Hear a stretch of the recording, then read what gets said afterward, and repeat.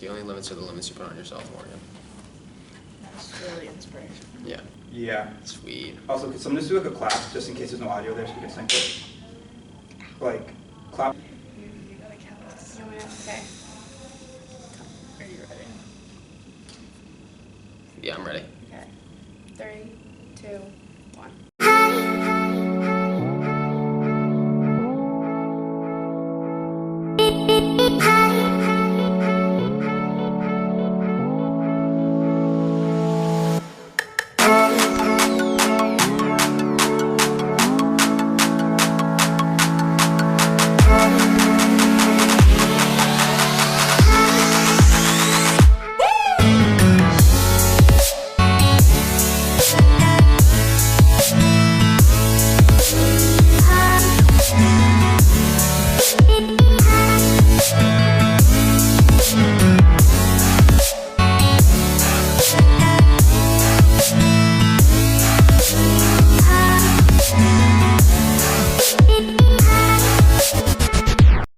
Hello, and welcome back to Babson 15, Babson Athletics' newest segment to highlight the week that was in Babson sports.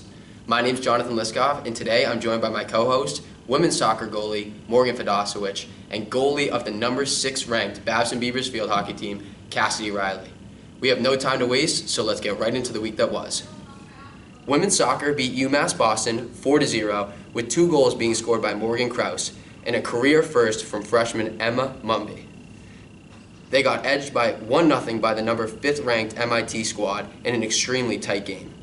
Men's soccer had 2 0-0 ties this past week, with senior goalkeeper Itai Rubin posting 2 shutouts and 10 saves. Senior Rob Dunn was named Dunn Guerin's Scholar Athlete of the Week. The cross-country team, the men's team, finished first at the Keene State Invitational, with sophomore Anthony Rodriguez recording his first collegiate victory.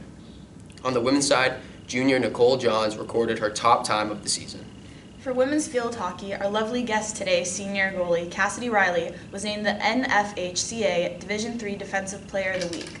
Riley posted back-to-back shutouts and stopped all 7 shots she faced, as the Beavers stayed unbeaten at home with victories over then number 3 Tufts and MIT. Number 6th ranked Babson field hockey also rolled past Wesleyan University and WPI 4-1 in both games. Women's volleyball posted a 3-0 and 3-1 win against Clark and Emerson respectively, and the record currently stands at 14-1 on the season and are ranked 22nd in the national polls. So, as we just heard, Cassidy, you had a great week. Babson Sports had a pretty solid week, but I think you stood atop being named the Defensive Player of the Week for all of Division III, and I just wanted to introduce you by kind of running over your stats as a goalie at Babson. With 53 games played, you're 42-10 with 16 shutouts, and a 2019 All-New England East first team. So you've had a pretty good career so far at Babson. And we're super excited to ask you some questions today, get into your mentality, how you prepare for games in order to post such impressive statistics. Thank you. Yeah, I mean, I've been really fortunate enough to be playing, all 4 years, and I'm pretty excited to be here. All right, sweet. So the first question I have kind of goes off of the recent award that you just got. So with being named a Defensive Player of a Week or MVP of a game or whatever it may be, how do you handle in-season awards when they come? And do they signify anything specific for you when they do come? Yeah, I mean, for me personally, I always get obviously really excited when I get the awards, and it's always like I'm very grateful to have them. I don't just expect them to come.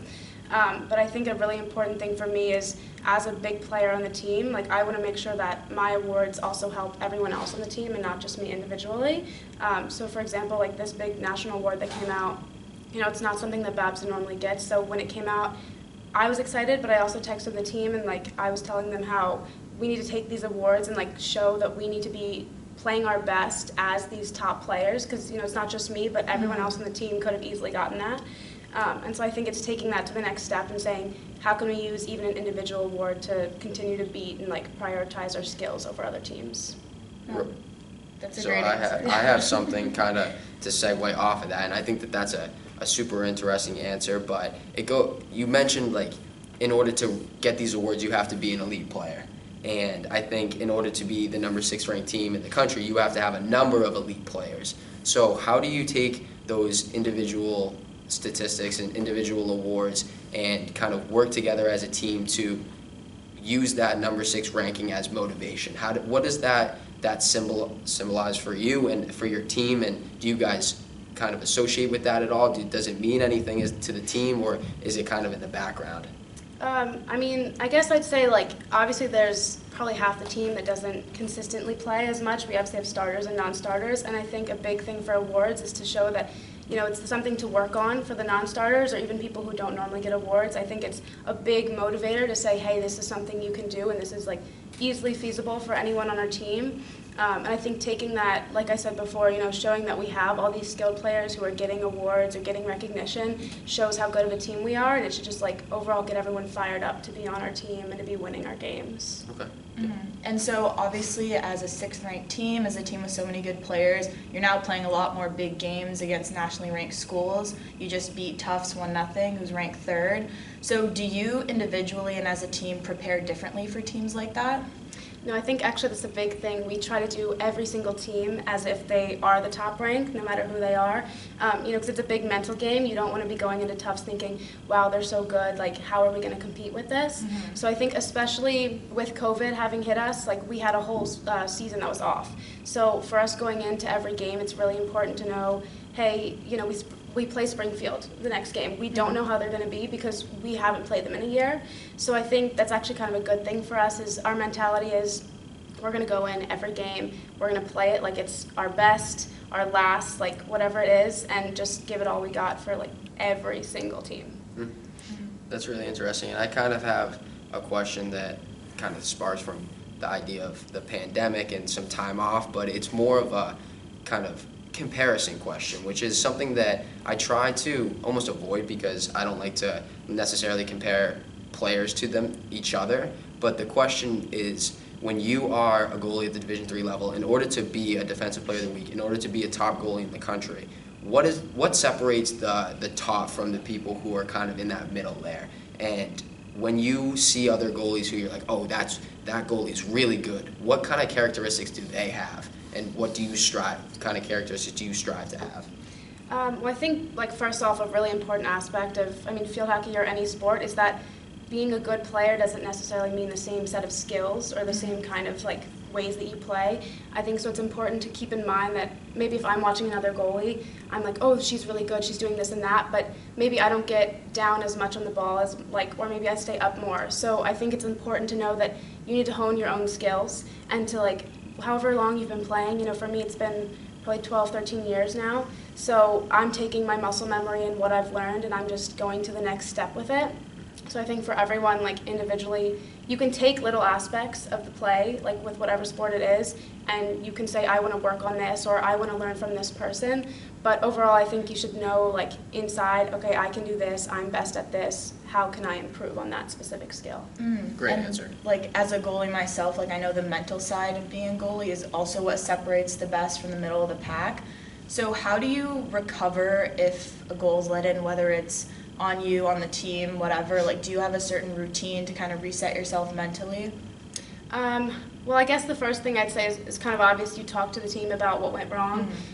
There are some times where, you know, it's on me. Maybe I wasn't low enough or maybe I wasn't going to the ball fast enough.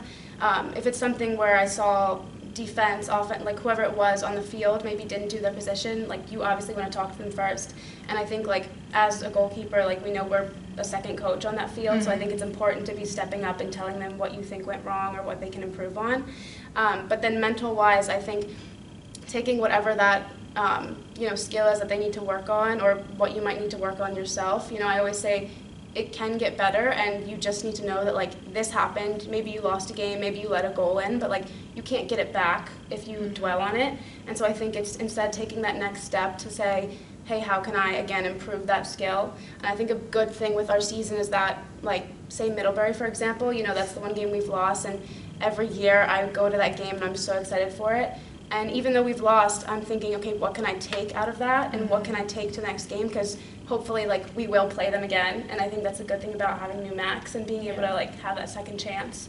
So I think just consistently kind of letting it go with whatever happens. You have to have a short-term memory as a goalie. Yeah. Like, obviously learn from whatever happened, but then, like, it's done, it's in the past, and you Yeah. have to forget it, because if you just keep thinking about it, you're going to make more mistakes because Exactly. you're just thinking about We it. even have, I kind of like that you said short-term memory, because our thing this year is we're saying play like a goldfish.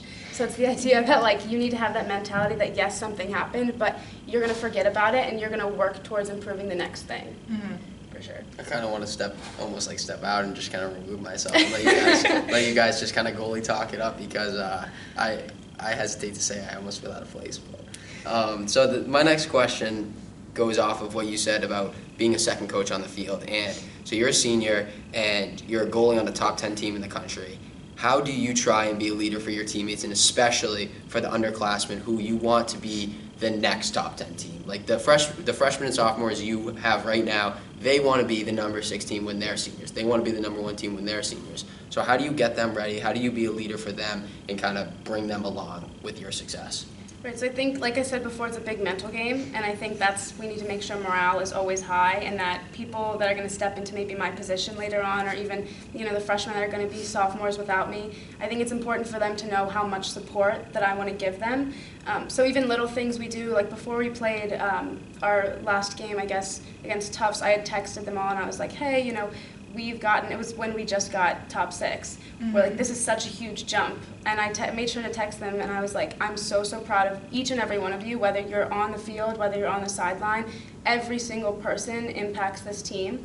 And I think there's little things like that being seniors, we need to make sure we're giving them the support and the confidence especially that they need to continue. And honestly, after that, they're going to, again, hone their skills. They're going to be excited to play. And I think by the time we get to next season for them, they'll be ready to go, and it'll be muscle memory for them.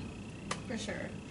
And, also, I know how difficult it is to kind of set aside that, yes, you're starting all the time, but you also have to be there for the other goalies that might not be starting and try and, pick them up. So how do you guys stay unified as, the goalkeeper union together? Right. I think, that's obviously a very difficult thing, and I've definitely dealt with it for a while now because I came in starting. I think as long as everyone understands that they are an impact to the team no matter what they're doing, that's, the biggest aspect of it. And then in terms of goalkeeper-wise, I think, right now, I'm so fortunate enough to have Bayla coming in, and I think she's doing such a good job. And there are times where maybe she's not going in as much, but I think that it is very valuable for her to watch me play in these games, for her to be really understanding how she can better her skills, working with our goalie coach Lindsay, and getting that year I think is going to be really good for her. So I think just having people watch you, learn from you, and then consistently you talk to them too and say what do you see from what I'm doing? What do you want to learn, that kind of thing, and just continuously communicating with them. For sure. And now this one is kind of a little bit more random of a question, but as goalies, sometimes we're labeled the crazy ones on the team or just a little different. And I know a lot of goalkeepers tend to have some superstitions or kind of routines they do before, during, and after a game. So do you have any special routines you do to get in the zone, or just some odd things you do as a goalie? To be honest, I don't have too much that's very specific, but I know a big thing is I need to let off steam and not think about field hockey actually right before the game. So especially when we're doing our pre-warm-up, when we're going out and just everyone's hitting the ball, doing whatever they want, it's really a time that even Julie as our coach has said, you don't have to be doing field hockey right now. You have half an hour to get out there, do whatever you want. Half the time, we're braiding each other's hair, half the time we're doing this and that. For me, I sit down, sometimes I do a little meditation. It's just really getting myself kind of in the zone, but at the same time out of my own head, if that makes sense. So I think it's just the time to really relax and honestly, not even think about the team you're about to play, just be ready to do what you know how to do.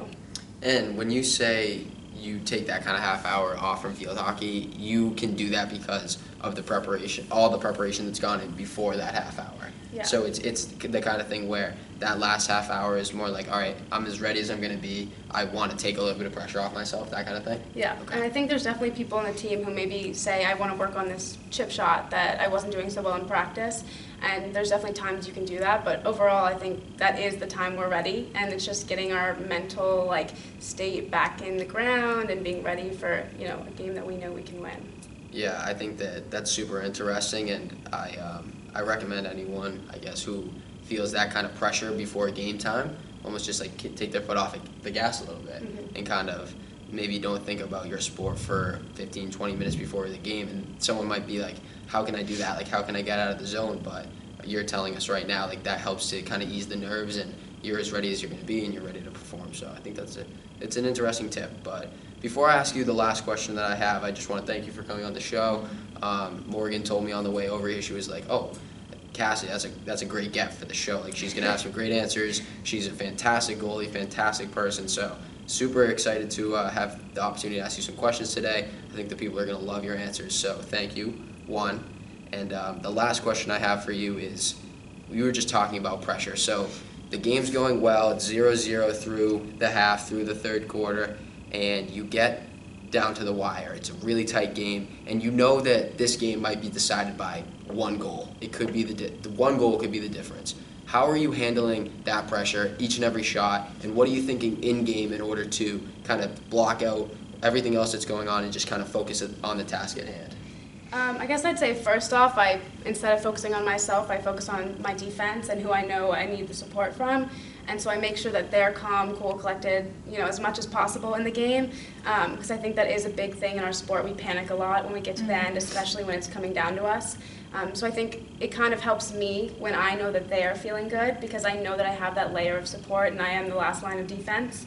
And then when it comes down to me, honestly, I kind of black out with everything, and I just say, this is the game, this is how long we have, I'm going to stand in this goal and do whatever, muscle memory comes to me, and I'm just going to make sure I'm talking to everyone. Communication is obviously a big thing when it comes down to it, so I guess I just keep going with whatever I know how to do and hoping that it goes well. Well, that's awesome. Yeah. Your answers were fantastic, and as Thank goalie you. to goalie, I really appreciated seeing what you go through and what you deal with as well. So that's all we have for today. So thank you so much for coming Thanks on for the having show. me. Good luck the rest of the Take season care. for sure. Thank you. Keep going. Bye.